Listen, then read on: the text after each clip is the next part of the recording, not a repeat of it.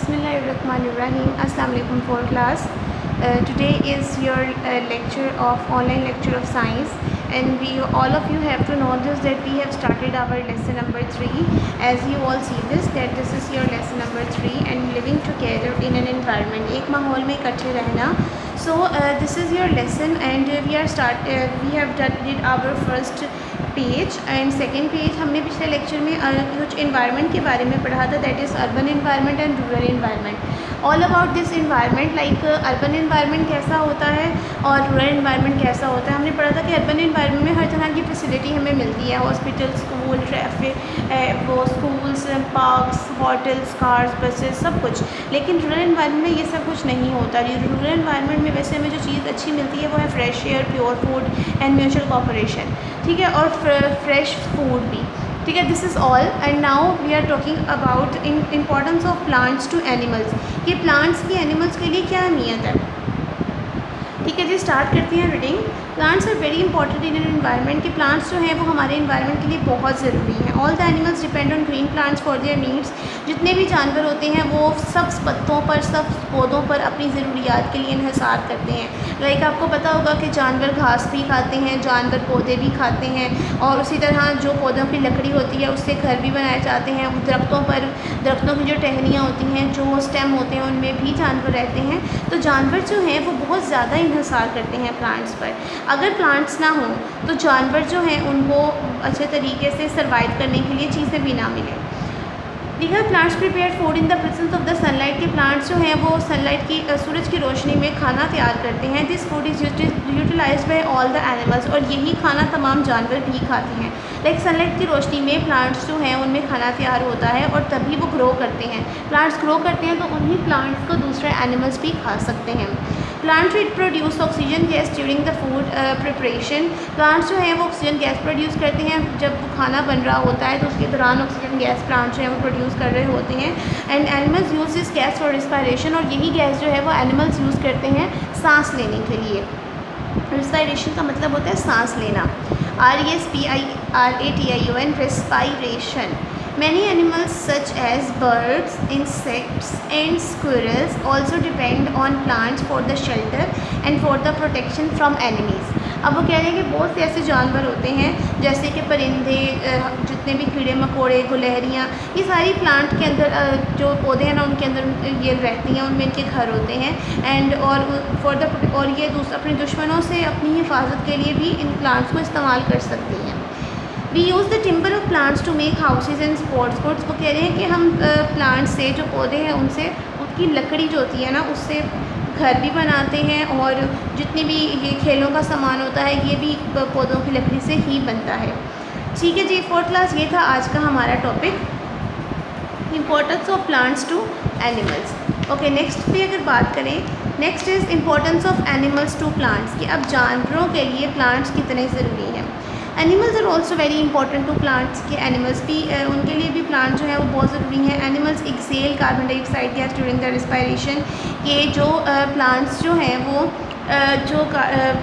Plants जो हैं जो कार्बन डाइऑक्साइड लेते हैं वो एनिमल ही निकालते हैं अपने अंदर से. प्लांट्स जो ऑक्सीजन निकालते हैं वो एनिमल्स ले लेते हैं, और एनिमल्स जो कार्बन डाइऑक्साइड निकालते हैं वो प्लांट्स अपने अंदर ले जाते हैं सांस लेने के लिए. Plants use this gas to make their food, plant जो है वो इस कार्बन डाइऑक्साइड गैस को अपना खाना बनाने के लिए इस्तेमाल करते हैं.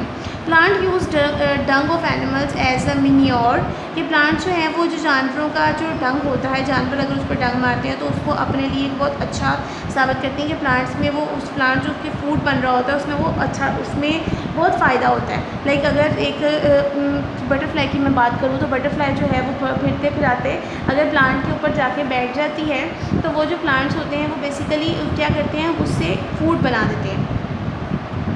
Some insects and animals help in the pollination of many plants. वो कह रहे हैं कि कुछ ऐसे जानवर और कुछ ऐसे कीड़े मकोड़े होते हैं जो कि बहुत से दूसरे प्लांट्स की पोलिनेशन में भी हेल्प आउट करते हैं. लाइक एक प्लांट से पोलन ग्रेन्स लेकर दूसरे प्लांट्स तक लेके जाते हैं, तो वो भी उस तरह से भी वो प्लांट्स में दूसरी तरह की चीज़ें भी आ जाती हैं, और वहाँ पर भी वो कैरेक्टरिस्टिक्स मौजूद रहती हैं जो उस दूसरे प्लांट में मौजूद होती हैं. So this is all about our importance of plants to animals, के एनिमल्स की भी इंपॉर्टेंस होती है प्लांट्स के लिए. ठीक है जी, ये थे दो topics. Third topic is importance of decomposers. अब डिकम्पोजर्स क्या होते हैं? डिकम्पोजर्स होते हैं जो कि डेड मटेरियल्स होते हैं, जिनको जो नॉन लिविंग थिंग्स होती हैं, सांस वगैरह नहीं ले सकते, लेकिन वो भी उनसे बहुत से लोग अपना फ़ायदा हासिल करते हैं।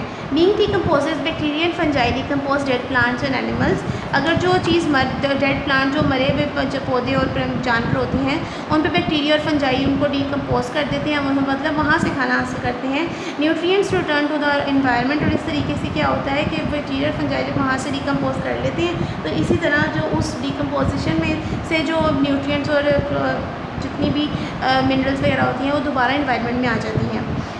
Effect of environment and organism. Environment has a great effect on the lives of the organism. Severely cold और extremely hot weather, drought, excessive rains, floods and wind storms not only damage plants by also effect animals and human beings. के जो organisms हैं ना, उन पर भी environment का भी ऑर्गेनिज्म पे इफेक्ट होता है। जैसे ये सैलाब आ गया, फिर ज़लज़ले आ जाते हैं, बहुत ज़्यादा गर्मी हो जाती है, फिर कहर पड़ जाता है, तो ये सब चीज़ें जो हैं वो जानदारों की और जो इंसान है उनकी इन्वायरमेंट पे, उनके इन्वायरमेंट को, उनके रहने सहने पर बहुत ज़्यादा इफेक्ट करता है। Effect of organisms on the environment. Environment का ऑर्गेनिज्म पर ये जो इफेक्ट है, ऑर्गेनिज्म का जो इन्वायरमेंट पर इफेक्ट है वो ये है कि organisms like animals and plants also effect their environment. We cut and chop trees, कि हम दरख्तों को काट लेते हैं और उनको छोटे छोटे कर देते हैं, कि ये इससे क्या होती है, पोल्यूशन फैलती है एनवायरनमेंट में। लाइक अगर दरख्त ना हो तो आपकी आलूदगी बढ़ती चले जाए, जितना भी जो ऑक्सीजन है वो जब आएगी ही नहीं इन्वायरमेंट में, तो फिर वहाँ पर आलूदगी पैदा होती चली जाएगी। तो इस वजह से ये चीज़ बहुत बुरी है, इससे बहुत बुरा इफ़ेक्ट होता है इन्वायरमेंट पर ऑर्गेनिजम्स का। ठीक है जी, ये था आज का हमारा सारा का सारा 3 जो हमने लेक्चर, आपके जो टॉपिक मैंने आपको पढ़ाए हैं। So the question number 2 is how do organisms effect one and other. ये क्वेश्चन आपको एक्सरसाइज में नज़र आ रहा है। यही सेम क्वेश्चन जो है वो आपने कॉपीज़ पे अपने लिखना है। Like plants, animals and decomposers live in the same environment. All these organisms effect one and other. Plant make food which is used by animal. Plant ऐसा खाना बनाते हैं जो कि जानवर इस्तेमाल करते हैं। When plants and animals die, जब वो मर जाते हैं, decomposers like bacteria and fungi decompose them. If in an environment plant reduce, अगर तो प्लांट किसी भी माहौल में कम हो जाए, animals will automatically be reduce, तो जानवर जो हैं वो भी ख़त्म होते चले जाएंगे, कम होते चले जाएंगे। सो ये जो क्वेश्चन नंबर 2 है आपका 4th क्लास के, आपने अपनी कॉपीज़ पर लिख लेना है क्वेश्चन नंबर 1 के बिल्कुल ही आगे, और इसको जैसे क्वेश्चन नंबर 1 लिखा था वैसे ही क्वेश्चन नंबर 2 आपने उतार लेना है बहुत अच्छे तरीके से, और कोशिश करेंगे इसको आप अच्छे साथ साथ याद करते भी चलते हैं, क्योंकि आपके फर्स्ट फॉर्मेटिव असेसमेंट आपकी होने वाली है। That is very important for you all. तो all of you have to be prepare for this and learn each and everything that is going to be taught to you. Okay, 4th class next lecture में आपसे मुलाकात होगी। तब तक के लिए अपना बहुत ख्याल रखिएगा, मुझे दुआ में याद रखिएगा। अल्लाह हाफ़िज़।